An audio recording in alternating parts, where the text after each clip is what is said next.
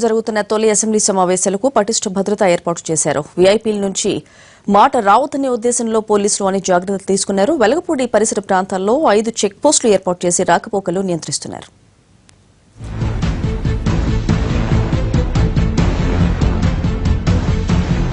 అమరావతి గడ్డ మీద మొదటిసారి జరగబోతున్న అసెంబ్లీ సమావేశాలని పోలీసు శాఖ సీరియస్ గా తీసుకుంది. బందోబస్తు పరంగా ఎక్కడా లోపాలు లేకుండా జాగ్రత్తలు తీసుకుంటోంది. అన్ని నియోజకవర్గాల నుంచి హాజరవుతున్న నేతలు, ఎమ్మెల్యేలు, అధికారుల్ని దృష్టిలో పెట్టుకుని భద్రతా ఏర్పాట్లు చేస్తున్నారు.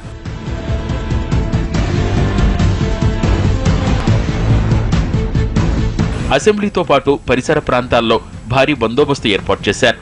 ఇందుకోసం 700 మంది పోలీసుల్ని నియమించారు.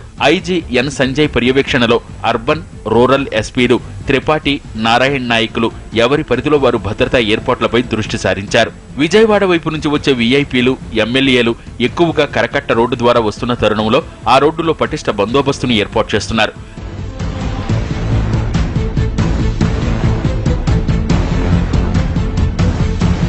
కరకట్ట రోడ్డు, ఉండవల్లి గుహలు, పెనుమాక, మంగళగిరి డాన్బాస్కో, ఎర్రబాలెం, కృష్ణాయపాలెం రోడ్డు, అదేవిధంగా మంగళగిరి పాత బస్టాండ్, నిడమర్రు, కొరగల్లు రోడ్డు, అలాగే గుంటూరు, లాం, తాడికొండ, పెదపరిమి రోడ్డుతో పాటు కంతేరులో భారీగా పోలీసుల్ని మోహరించారు.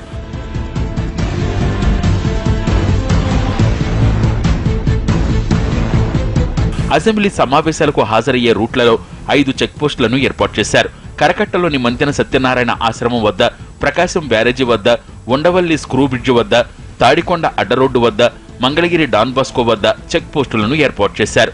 ఇంటెలిజెన్స్ వర్గాల నుంచి కూడా బందోబస్తుకు సంబంధించిన వివరాలను తీసుకున్నారు. సీఎం, గవర్నర్ సహా హాజరయ్యే మంత్రులు, ఎమ్మెల్యేలను దృష్టిలో ఉంచుకుని ఆయా రూట్లలో బాంబ్, డాగ్ స్క్వాడ్ బృందాలు తనిఖీలు నిర్వహిస్తున్నాయి.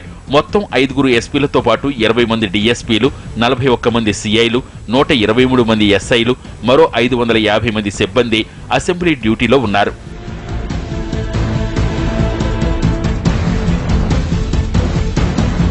అసెంబ్లీ ఆవరణ నుంచి సభా భవనంలోకి వెళ్లడానికి 9 ప్రవేశ ద్వారాలు ఏర్పాటు చేశారు. మంచినీరు, తేనీరు ఇచ్చేందుకు రాజధాని గ్రామాల నుంచి 300 మంది వాలంటీర్లను ఎంపిక చేశారు.